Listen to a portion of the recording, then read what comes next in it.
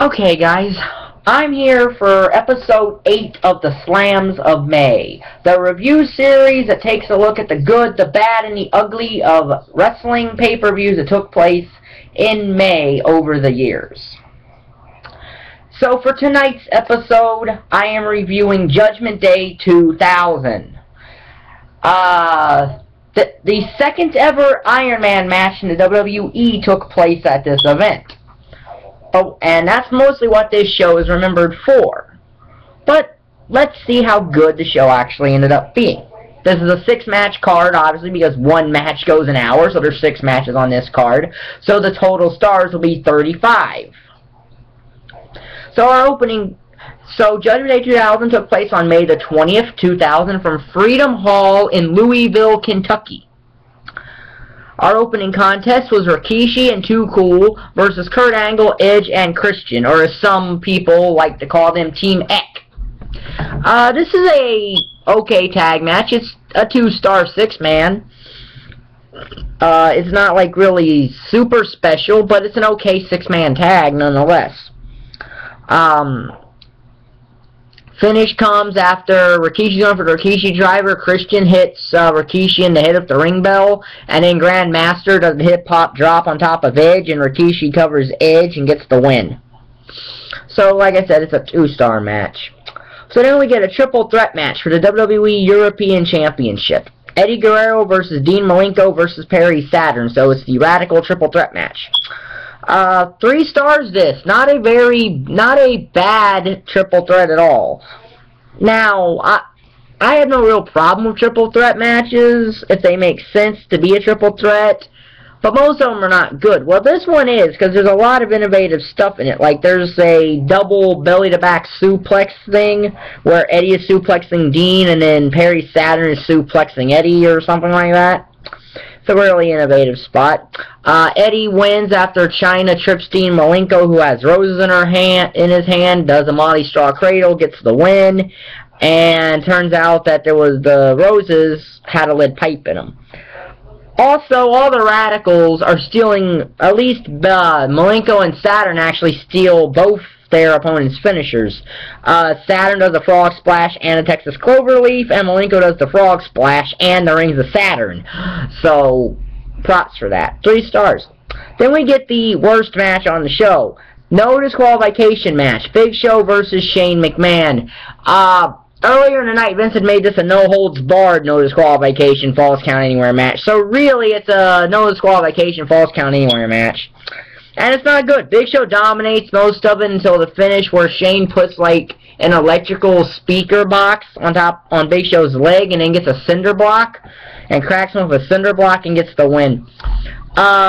Big Show was then fired. Big Show was then sent to OVW for more training, and then he got fired later in the year and did not return until the 2001 Royal Rumble, and there was no explanation given for his absence as far as I know. Half a star for this match. So then we get a submission match for the WWE Intercontinental Championship. Chris Benoit versus Chris Jericho.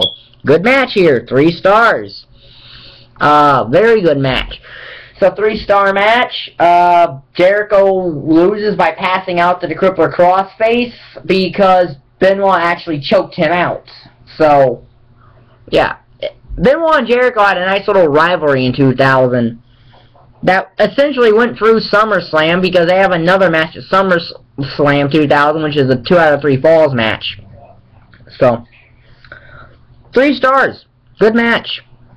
So then we get a tag team tables match. The Dudley Boyz versus Road Dogg and X-Pac. The story behind this is the Dudleys want to put Tori through a table.